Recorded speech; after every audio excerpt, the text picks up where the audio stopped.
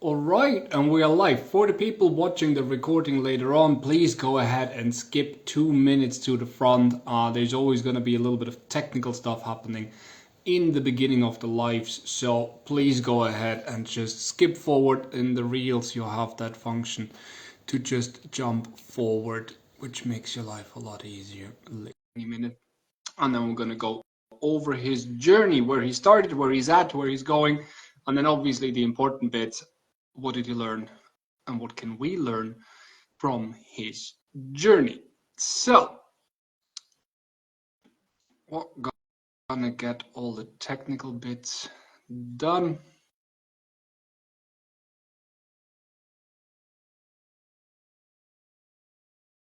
Now, let's see if it likes it.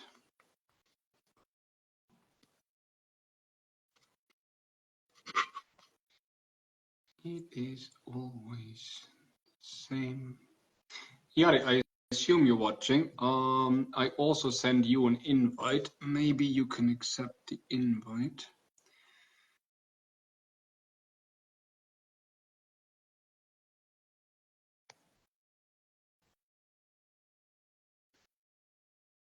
Because I am trying to let you in, but Instagram just, it does the thing, or it does this with me. Oh, There he is. we've made it. There.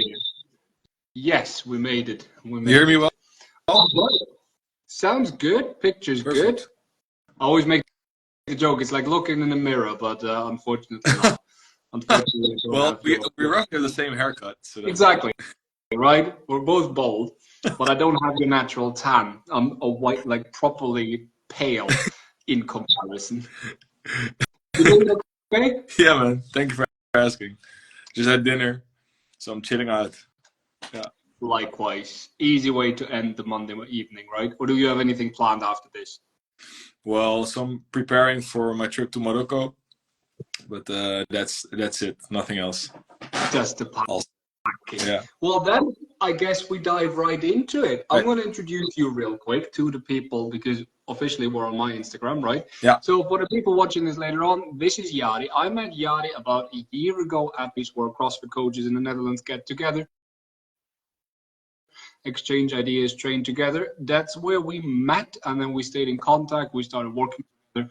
Yesterday we had dinner together, and we've been having a lot of fun conversations around, well, life as a coach, going through the journey, where we started, where we're at. And I thought some of this stuff might actually be really cool to share with other people. That's why I asked Jari if he'd be happy to jump on and share how he has gotten where he is in such a short period of time. Yeah. Because you're I always say you're half my age, which is obviously a joke. But you're pretty young given like all the things you are doing, and I find that very fascinating, right? So maybe give us a quick rundown of what you do at the moment and maybe where you started. Yes, that's actually. I always love that question when people ask me what I do, because it's such a big mix of a lot of different things, which is also, I think, one of the questions that we're gonna talk about later. But it's yeah. So what I do is I'm an entrepreneur within the CrossFit scene. I'm a coach, coach by heart. I built my own academy where I provide seminars and workshops about health.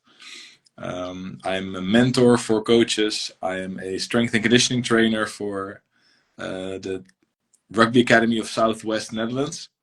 I train firefighters. I do anything that revolves around health and movement. And if you would really make it like into one packed title, I would say I'm a movement specialist. Right, so it comes from the movement side of things, Right. right? Because Yeah. fitness has many different Yeah. angles. Is movement the bit that got you started back then? Like Oh yeah. obsession with movement? Yeah. Yeah. Like when I started my well, first I did 1 year of engineering studies, which I found out really quickly that was not for me. But then I switched over to the sports studies of SEALS in Hoofddorp, which is like a sports coordination lifestyle coach type study. And just if you compare that to other similar studies in the Netherlands, and this one has a lot of anatomy classes throughout all the years. And I just found out that I had this love for anatomy, uh, which I was just deep diving into, and I just got lost in the anatomy and the practical part of it. And that's where I found out that movement was the number one thing that I was interested in. Yeah. I like it. And then you actually started as a CrossFit coach very quickly, very, very quickly, right? Yes, correct. I applied for the study and I got in, and like 6 months before the study started, I already wanted to get like knowledge from the field. And there was this CrossFit gym who just opened up, CrossFit Leiden. And then I went there straight away and I applied for internship. And Jeroen back in the day was so surprised. He said, "Dude, you're in and you're not getting out." So ever since I For context, say again, what year was that? 2016. 2016. So we're actually talking like 9 years Correct. by now since you stepped the first time into a gym, a CrossFit Yeah, gym. 16th of Saying April. like, yeah, this is what I want to do. This is where I belong. Yeah. So that's actually a long time, right? Yeah. And then you started, well, you were studying, you were coaching as well. And then you became, like after the studies, a full-time coach. Correct. Is that right? So what did your life look like right out of the studies? So during the study, actually, I was already a full-time coach. Okay. In the last year, I could switch my school. Well, not switch my school, but it was just like perfect timing. So I went full-time already. And then right out of the gates, I started to mainly teach group classes and private training sessions with an occasional workshop or something like in-house with the gym or an event that we would run. But I would say for the majority, I was working like between 32 and 40 hours. And then I was teaching maybe 20, 25 group classes in the week. Yeah. Which is like a proper full-time coaching kind of setup, right? How long did you do that before you started several different gyms into like taking the next steps? So I did my coaching for the majority until I think through COVID actually. So of course I did coaching already before I finished my school in 2020. But then I went into full-time coaching without my studies and through COVID. Which of course then this gym shut down, but we managed to still keep it up and running with the follow along videos and everything, which we talked about yesterday, which was a lot of fun. So that was that, and I think up until I went to the Central America for my like 5-6 month trip through Central America, that's when I did full-time coaching, and I stopped coaching for 5-6 months, which I spent traveling, and then afterwards I came back with a new fresh look on what I wanted to do. Yeah. I like it. Ooh, that's actually a really interesting thing to explore if you're okay with that. Yeah, of course. Why did you feel like taking 6 months off was the right thing to do? Was it just fun? Was it necessary? And then where does that fresh wind come from? Like, is there a story behind this? Well, yeah, so me and my girlfriend Tessa, we have been aspiring to do any like traveling already, like ever since we met. We said, so when we finish school, we're gonna go into maybe some work, and then we're trying to save money to get abroad as fast as possible. But this was also a time where I was building my confidence as a coach and getting more of a network, which also felt like a little bit, I said, uncertain to then just quit and then go away and see what happens. But I think the main driver behind it all is of course, the curiosity, like what is it like abroad for that long? But also I got into like a little bit of a, we call it slur in Dutch. Do you know what it means? Too much routine? Like, yeah, like the routine got a lot like constant, the same thing, same classes, same days, working the shifts in the gym. You never work 9 to 5. You will always work 1 to 9. Or like 6 a.m. until 3 or something, right? So the weird shifts. And eventually it got to me. The routine got to me, and I was like, man, I want something different. So let's change it up. And we went to Panama first. Okay, interesting. Because that's the bit that I was curious if this is kind of like I need a break or I want a Yeah, break kind of thing. yeah, I'm a firm believer that like you can't coach 20 classes a week, 30 classes a week for a very long time. mm, Like it's just too mentally and physically yeah, draining, I find, and I haven't met many people that actually have been able to do this for a long time.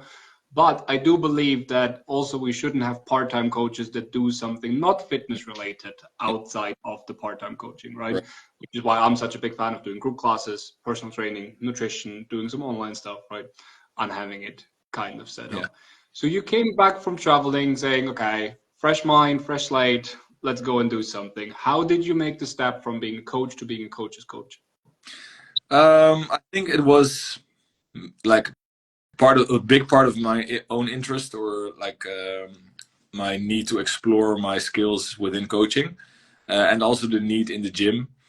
We were in need of a head coach. You could say a head coach, but more like an in-house coach developer, somebody who would be focusing on keeping the quality of the classes high, as we strive to constantly increase the quality of the gym. And then we didn't really have anybody that, or well, we had, but it just kind of like grew in a way that it was not very active anymore. Uh, so that way you missed like coaches progressing, and then when coaches would leave and you get new coaches in, then you have to of course facilitate something that they can learn to become working at the level that you are working at as a team already, which was something that I was already doing a little bit before I left, because well, that is maybe already getting ahead of a question that you already have. But a lot of people told me like, dude, you are a teacher. You need to teach people more in depth about your knowledge, and give that through to other professionals. So I already started chasing that a little bit naturally. And then when I came back, Jeroen said like, well, if you want to work with us again, so the owner of CrossFit Leiden, then we have this plan. And I was like, right, that's something that I'm interested in. I think that would fit well.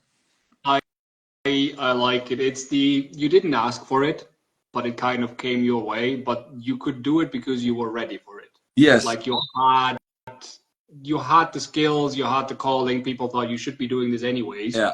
and then the opportunity actually came. Yes. And I also asked for it because I said like, I'm not going to do the same thing again. I want to do something different. Um, so I would love to work with my team. Can we make something happen? And then it was like, well, everything fit, like the universe called it. I love the universe for those very reasons, right? So Yeah, I'm a big believer in the universe. I don't believe in luck. I believe in preparation yeah, yeah, and communication. And yeah. if you're prepared to do the work, and if you do the work anyways, and you communicate about what you want, the opportunities will come. It Yeah. might not be the opportunity you hope for, right? Back then, I was hoping to become a coach in Amsterdam, and then I got a call Mhm. from Harlem. Like, not what I asked for, but now in hindsight, like the best thing that ever happened to me, Yeah, right? Because I was preparing to become a coach and I was telling people I want to become a coach. yeah. And then eventually we're like, hey, there's an opportunity, right? So I think that's a big thing generally. Where does that proactiveness come from on your end? Where does this drive to grow and do and be, like, where does it come from? Oh, good question. I think it's, um, yeah, I think it has a lot to do with like trying to find new challenges, because otherwise I would get bored maybe. Um, like I love to learn new things. Like I taught myself how to play guitar. I'm learning quite a bit Spanish. Like at the end, like I feel like I need a little challenge there to keep my mind going and to try and learn something new. And I think that's where the drive comes from, majority. I completely get that. Do you think that is a inborn thing, or do you think that's something people can learn, practice? I think people can learn it, because I think that the like the base underneath that again is then like trying to set yourself up in a way that you want to live a life that you want. Like if you have goals that you set for yourself, like I want to be able to do that, um, earn that amount of money, live that kind of lifestyle or whatever. That out of necessity, you are going to live a way that is going to push you towards that goal that you have. And I think that if you aspire to become better as whatever you're doing, then you will always have that drive to find new ways to improve. I like it. I mean, there's so many things going into what you just said, right? So there's curiosity to learn new stuff, and like getting easily bored, and like potentially being obsessive about Yeah, something and just going really deep, like the anatomy thing, right? But also the idea of like dreaming of the life you want to have and designing the life you want to have, and not just, like I'm going to learn Mandarin or whatever because it's interesting, but yeah, like how do I puzzle piece all of those things yeah, together? Now, as an entrepreneur, you have, well, there's the fit. We've had this conversation with Farron and with Val, so I'm going to ask you the yeah, same thing, right? There's going deep and then there's going wide. Deep is like you go anatomy and then you go all the yeah, way down, or you go nutrition, you go like till the smallest detail, right? Wide is going, okay, wait, there's parts to like business in terms of like what's my market, what's my offer, and then how do I onboard clients, how do I service clients, yeah, etc. You first went deep because yeah. you went really on anatomy, right? And then after Panama, I think you started like thinking a bit wider potentially. Who were your biggest inspirations when it comes to like the movement stuff? Like who do you look up to? Where do you learn? But then also for the business side of things, like the entrepreneurial side, like who's inspiring you, teaching you, helping you with that? And then are you talking like anybody or specific like people that are known out there? No, anyone, Anyone? anyone. Like the first person that comes to mind. If you're stuck, who do you go to? Jeroen, Okay. the owner of CrossFit Leiden. Yeah. Like we've been like this ever since 9 years ago when I stepped into the gym, and he has always been this person that pushes me because he goes right. So then I'm like seeing what he's doing and like the way that he thinks and the way that he looks at certain problems, and then that inspires me to learn that skill as well on the business side. On the anatomy side, or like learning how like my skill, my craft. Yeah. Um, well, it first started just with the knowledge itself, and then finding how much there is to know and how much there is to do with people. But what I learned a lot about movement is Julian Pinot from StrongFit. He helped me a ton. Basically, his strong fit group. So Richard Aceves and Greg Gregor from Greg's gym. Back in the day, we were doing a lot with them about learning like the practical side of movement that ultimately works as a goal to make people move better and pain free. Yeah. So Which that's like, yeah. like I'm a big fan of Strong Fit and Julian Pinot. I've done like their base weekend or whatever they called it Basically, back my course, and when you there, were still in Utrecht. I believe I did a weekend there, and it's very right. It's kind of that strongman side of things, where you do sandbags and sleds and yokes, etc. Right? yeah, It's not very barbell heavy, gymnastics heavy, which for CrossFitters is like, wait, where's the snatch and where's my handstand, etc. It's like, no, no, pick up a sandbag and carry it over yeah, there, right? And then we teach you how to breathe, and suddenly your shoulder feels better, or suddenly your back feels better, yeah, right? yeah, So very intrigued, and I love those um, techniques, if you want to call it, right? yeah. And that to me was a big inspiration back then. And then I integrated it into like the gym sometimes. But I know you really took this all the way. Yeah. Like you took this all the way. I like it. With Jeroen, it's an interesting thing because I have the same relationship with the owner of CrossFit Yeah. Harlem, with Willem, and I know that those two are actually also kind of friends, right? Yeah, correct. And that, to me, is a fascinating thing because it's the local environment. Like I think the way I think about being an entrepreneur in the fitness space because of the owner of CrossFit Harlem, where you have seen it like in person happening, right? And you see like what's good, what's bad, what's ugly.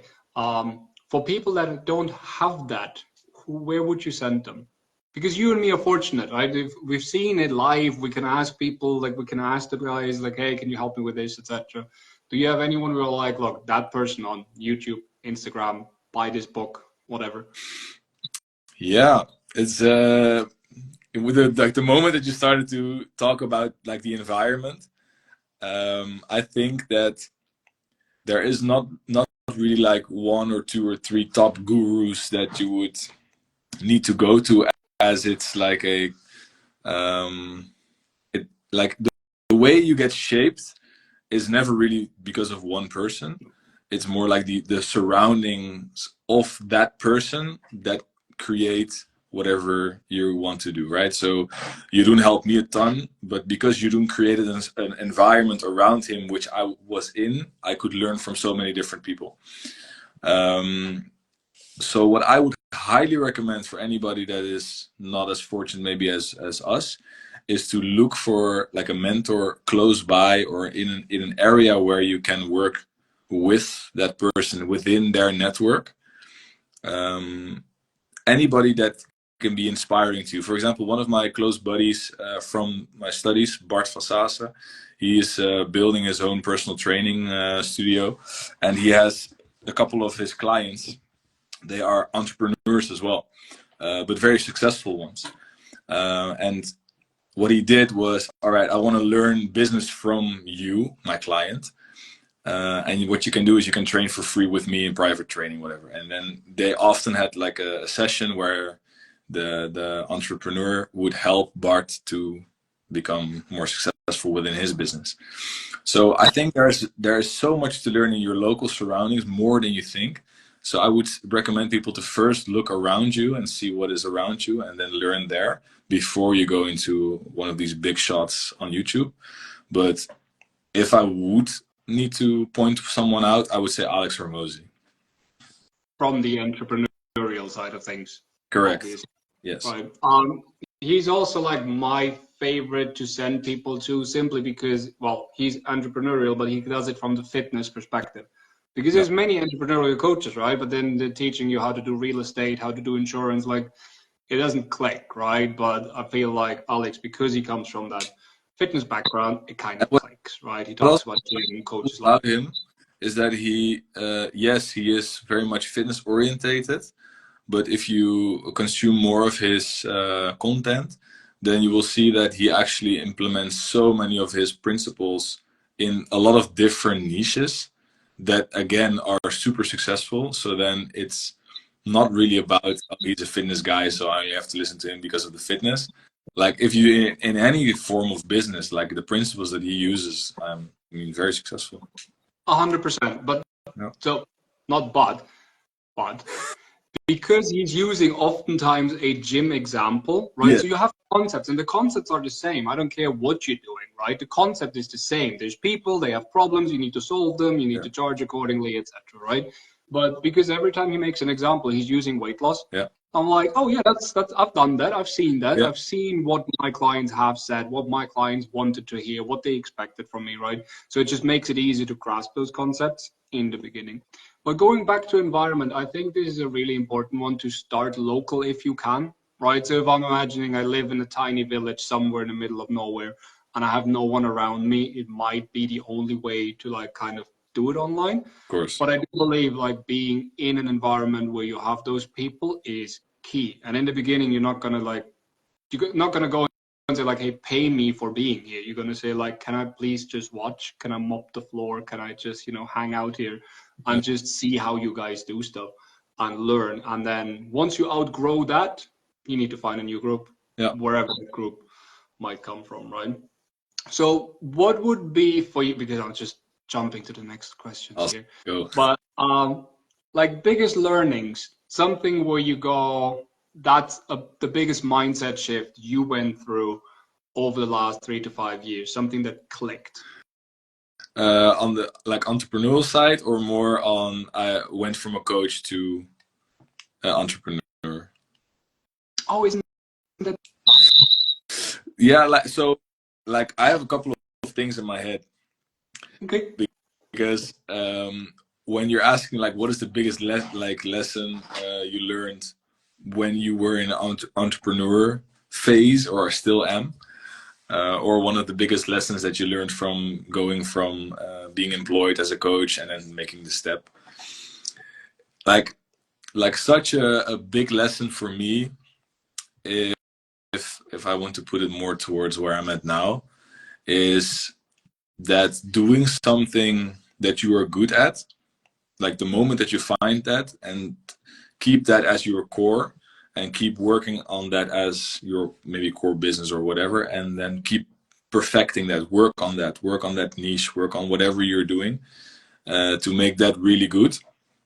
And don't try to do a lot of different things at the same time and trying to push all of those different things at the same time up to the same level, because when you put your focus on one side, the other one is going to fall. And then when that is up, then you got to go to the other one again, and then it's going to fall again. So you're constantly like working in these, trying to keep a lot of different balls up in the air. And I've learned that actually in both examples, like being employed and going for the entrepreneur phase, where trying to keep all those balls up in the air at the same time is going to make it that you're going to do all of them less good, right? And I would say if you can build something that is going to be set, so once you've finished it to a certain level and you're going to leave it, then it needs to be there constantly. It won't change. When you leave it and you come back for 1 year again, it should be the same, or maybe it should have grown a little bit. But before you reach that level, don't step away from it to build something else. Because then you're just going to constantly being in the field like, oh my God, I have to do this, I have to fix that. And that's going to be crazy. So that's one of the biggest things that I've learned so far, which I'm actually now working on myself to fix. Thank you for saying that, because that's the thing I wanted to say. It's like, because you do like the firefighters and the rugby, and you're doing this and you're doing this, you're doing this, right? So like focus, priorities, like that was actually one of the chats we had a while ago. So it's funny that you use it. Like it's just probably because it's right now one of your bigger like active things you're fixing, right? Is shifting focus or keeping focus. So where's the focus going to be like 3 years from now? Which stuff are you? Oh, you're maybe not happy sharing what you're going to kill, but maybe you can share what you're going to focus on. You're already like sprinkling it in there. I have to cut out some things, but not directly. Like you maybe like fix something until a point where it stays on a certain level, and then you continue to grow the rest. So what I'm going to focus on for the majority of my time now is to build the academy that I've built so far. In 3 to 5 years, you will find me doing big seminars around the world. You will find me in different gyms, but not only gyms. You will find me on events. You will find me on maybe fitness expos or whatever. I'm going to be around.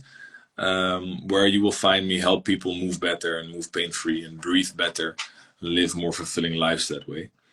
And that is going to bring me to a point where eventually I'm going to have also time to travel more, to surf.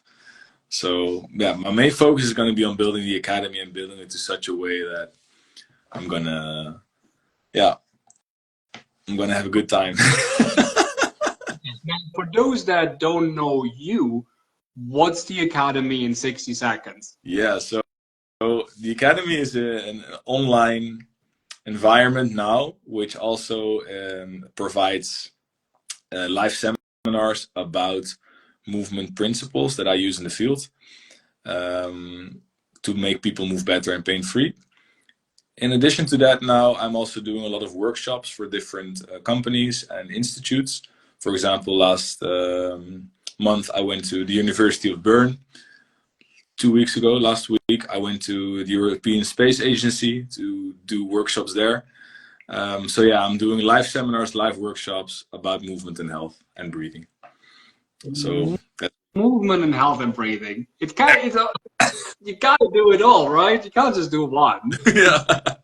It's movement, health, breathing. Yeah. But then usually how long is like a workshop, etc.? Because it is so much to cover, but you need to cover everything. Yes. So a workshop is about 1 hour to 3 hours. Okay. And if I have a seminar, it's a 2-day seminar from 10 to 5. Okay. Because the workshop, like in an hour or 2 hours, 3 hours, right? You're scratching the surface. You can kind of open the doors, but you can't really go deep, right? So the weekend seminars are where people can go deep and really work. and learn and Yeah, improve, etc. exactly. Nice. I love it. So if I have to sum it up, you started with actual study, which I didn't do, right? I came from a Yeah, different field, right? You went into coaching, did a lot of yeah, coaching. You saw a lot of people move, which I think is always like a positive. From there, then started going into, okay, something has to change because too much coaching isn't the way to go. And then from there, you kind of just found your calling, and that was like teaching, more teaching, right? yeah. Which I think most coaches are kind of good at. Like that's what we do, right? Teaching and coaching. And then you took that to just something that is yours, Correct. the academy. Yeah. Nice. I love it. So, what advice would you give any coach who's currently in this 20 hours a week, 30 hours a week kind of thing, and they're thinking, I got to do something? What would you tell them? So if you have that urge to change something about your current schedule or whatever task that you have in the gym, take a good look at what you are good at and what you find so fulfilling. To me, that was making people pain-free, moving pain-free. So that is something that I took, and I started to deep dive into it and make it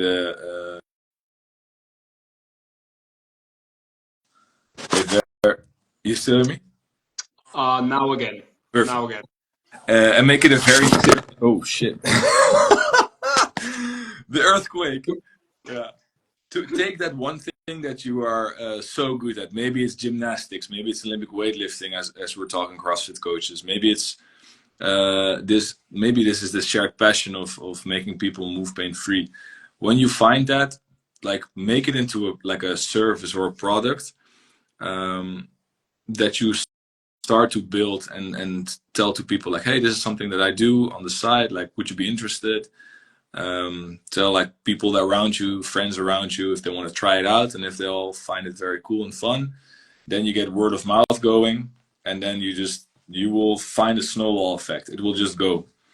And of course, the harder you push against the snowball, the faster it will grow. The faster it goes, even if it's Yeah, uphill. exactly. Exactly. You might have to push uphill for a little bit. You might have to push uphill a little bit, yeah, but it will get bigger. Exactly. If that's your passion, if you believe that that's going to be the thing that you want to do for the next couple months, years. By the way, I have to take my cat toy from my cat. Of course, take the I cat. don't know if you can hear it in the background. Sorry. Right. If that's the thing you're passionate about and you want to do it, you'll be happy to like offer it to your friends for free and say, hey, just join, tell me how it is, give me feedback, right? Exactly. And then because that's the entrepreneurial journey. Like make up a product or pick one and then start how do you actually, build something around it. Make people happy, get people to, buy into the idea of doing this thing, etc. So the idea would just be just start. Yeah, cliche like do something that you love, but I mean, if it's yeah, the things that you love, and then pick one thing that you are really good at, and because or ask people around you like, dude, what am I good at? And when they say, like, the first thing they say is what they know about you, and if there's a lot of people saying the same thing and you are in doubt on what you need to do, then just follow what they're saying, because when they have like a view of what you do, then that is what the world knows about you, and that is something that you can give a good kick to, because the other thing that I learned is communication is so important. Like, you have to tell people what you do, and you have to let people know what you do, exactly what you do, and the better you learn how to communicate it, the more success you will have. Yeah. So it's got to be something that you don't get tired talking about. No, exactly. Right? Yeah. If you get tired talking about a specific topic, you're not going to build a business around it. No. It's not going to happen. You got to love what you do, otherwise you're fighting against windmills. That's a good one. Yeah. If you can't shut up about it, do that more. Exactly. That's the thing. You should probably be loved that. Good. Jari, I'm going to let you go and pack. I say thank you so much for sharing all of this stuff. We could be talking forever, but I know you're heading out on holiday. Yeah. So we're going to leave it right there. Thank you so much. Do you have any parting words? Where can people find you? Just Instagram. Yeah. Hit me up. Or talentreeacademy.com is the website. We can book a call if you're interested in doing something with me. And yeah, I think we're going to talk again because I love this stuff. So Likewise. just tune in on the next live. You will see me again. I'll pick you up on that. All right. Perfect. Yeah. Enjoy Morocco, and I hope we'll see some nice pictures, etc., on Instagram Will do, next man. couple of days. All right. All right. Perfect. Have a good one. Likewise. Bye bye.